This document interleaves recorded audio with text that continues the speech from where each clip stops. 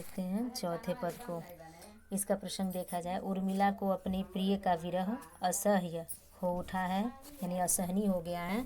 वह उनकी समीपता पाने के लिए अत्यधिक व्याकुल हैं, यानी कि उनको उनसे मिलने के लिए अत्यधिक व्याकुल हैं। इसी पंक्ति को इसमें इस पंक्ति में इसका वर्णन किया गया है। कहा गया है कि उर्मिला कहती हैं कि यही आता इस मन में, यानी कि मेरे मन में यही बार बार इच्छा जागृत हो रही है कि मैं क्या करूं, छोड़ धाम धन जाकर मैं भी रहूं उसी वन में, यानी कि अपना धन धाम अर्थात राजमहल उसके संपूर्ण वैभव को त्याग कर उसी प्रकार वन में जाकर रहूं जिस प्रकार मेरे प्रियतम वन में रह रहे हैं। फिर नीचे कह रहे हैं, प्रिय के व्रत में विघ्न न डालो, रहूं निकट भी दूर। और उर्मिला कहती हैं कि मैं अपने प्रियतम के व्रत में बाधा भी नहीं बनना चाहती, इसलिए मैं उनके निकट रहते हुए भी उनसे दूर रहूंगी। फिर नीचे कहती हैं कि व्यथा रहे पर साथ साथ ही समाधान भरपूर। व्यथा, विरह व्यथा की बात कर रहे हैं कि मैं चाहती हूँ कि मेरी विरह व्यथा यथावत बनी रहे, यानी कि जैसे है वैसे ही रहे, परंतु साथ उनका भरपूर रहे, यानी कि मैं उनके साथ रहूं। तात्पर्य ये है कि मैं शारीरिक रूप से उनसे दूर रहूं, किंतु बीच बीच में क्या करूं, झुरमुट के माध्यम से, वो कह रही हैं बीच बीच में उनको झुरमुट के माध्यम से देखती है। झुरमुट का अर्थ होता है झरोखा, ठीक है। फिर आगे कह रहे हैं कि जब वे निकल जाएं तब लेटूं उसी धूल के धूल जहाँ वो ये क्या कहते तपस्या कर रहे हैं उसी धूल में लौटने की बात कह रही हैं कि मेरे प्रियतम जब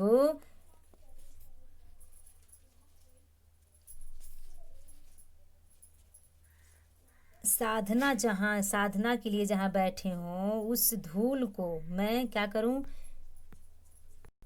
चलिए ऊपर लाइन से यहाँ से देखिए आप लोग फिर से, व्यथा रहे पर साथ साथ ही समाधान भरपूर। ये कह रही हैं यह मेरा विरह व्यथा यथावत बनी रहे, परंतु साथ ही साथ उनका भरपूर साथ मुझे मिलता रहे। तात्पर्य ये है कि मैं शारीरिक रूप से उनसे दूर रहूं, किंतु बीच बीच में उनके दर्शन करके अपनी विरह व्यथा को दूर कर सकूं। मेरे मन में यही आता है, यानी मेरी यही इच्छा है कि मैं अपने प्रियतम के दर्शन करके आनंदित होती रहूं और उनके प्रत्यक्ष न मिल पाने के कारण निरंतर विलाप भी करती रहूं। यहाँ कहा गया हर्ष डूबा हो रोदन में। हर्ष तो ये है कि मैं अपने प्रीतम के सामने हूँ, यानी कि मैं उनको देख रही हूँ, उनका दर्शन कर रही हूँ, लेकिन दुख इस बात का है कि मैं पास रहकर भी उनसे दूर हूँ।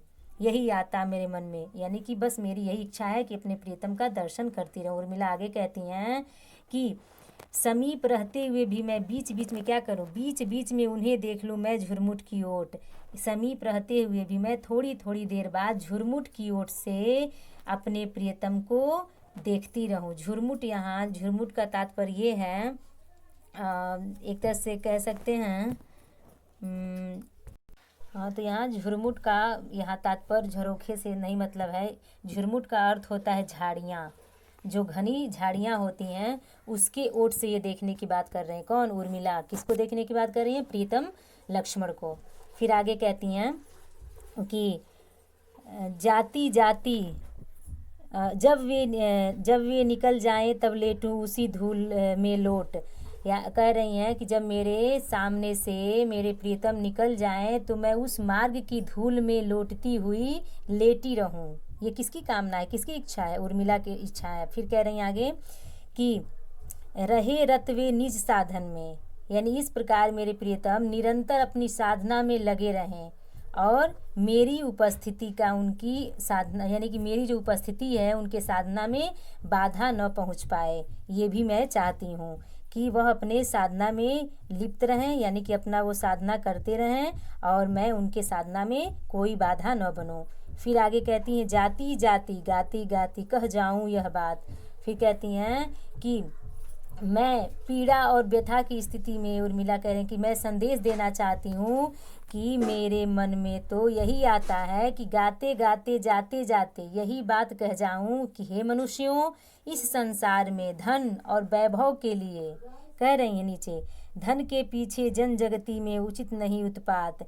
यानी कि धन के पीछे जन माने लोग, कि हे मनुष्यों, इस संसार में धन और वैभव के लिए उत्पात और संघर्ष करना उचित नहीं है।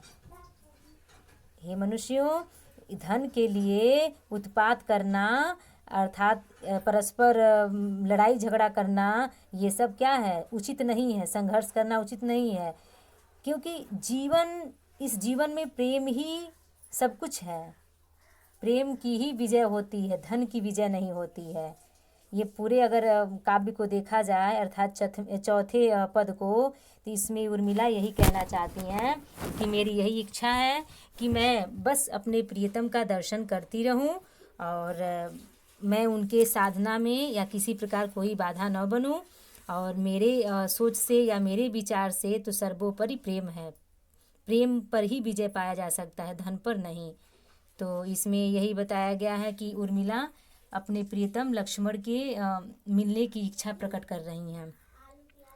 इसमें तो कोई कठिनाई है नहीं, इसको दोबारा अर्थ बताने की हमें आवश्यकता नहीं लग रही है, लेकिन फिर अगर ठीक है बता ही देते हैं।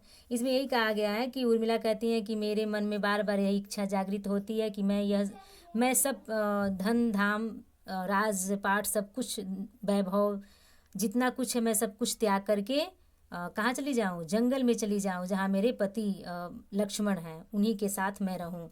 फिर आगे कहती हैं कि मेरे प्रियतम मैं अपने प्रियतम के साधना में बाधा नहीं बनना चाहती हूँ, इसलिए मैं उनके निकट रहते हुए भी उनसे दूर रहूँगी। मैं चाहती हूँ कि मेरे इस विरह व्यथा यथावत बनी रहे, जैसे मैं अब जल रही हूँ वहाँ भी मैं उनसे दूर रहकर इस विरह व्यथा में रहूं, परंतु साथ उनका भरपूर रहे। तात्पर्य ये है कि शारीरिक रूप से उनसे दूर रहूं, किंतु बीच बीच में उनके दर्शन के लिए करके अपनी विरह व्यथा को दूर भी करती रहूं। मेरे मन में यही आता है कि मैं अपने प्रिय दर्शन करके आनंदित होती रहूं और उनसे प्रत्यक्ष न मिल पाने के कारण निरंतर विलाप भी करती रहूं। उर्मिला कहती हैं कि वन में अपने प्रियतम के समीप रहते हुए मैं बीच बीच में थोड़ी थोड़ी देर बाद झुरमुट की ओर से अपने प्रीतम को देखती रहूं। वे जब मेरे सामने से निकल जाएं तो उस मार्ग के धूल में लौटती हुई मैं लेटी रहूं। इस प्रकार मेरे प्रीतम निरंतर अपनी साधना में लगे रहें और मेरी उपस्थिति उनकी साधना में बाधा न पहुंचा पाए। पीड़ा और व्यथा की स्थिति में भी उर्मिला अपना संदेश देती हुई कहती हैं कि मेरे मन में तो यही आता है कि मैं गाते गाते और जाते जाते यह कह जाऊं कि हे मनुष्यों, इस संसार में धन और वैभव के लिए उत्पात और संघर्ष करना उचित नहीं है। इस जीवन में प्रेम की ही विजय होती है, धन की नहीं। तो आपका आज ये लेसन समाप्त हो गया। चलिए अब आगे देखेंगे।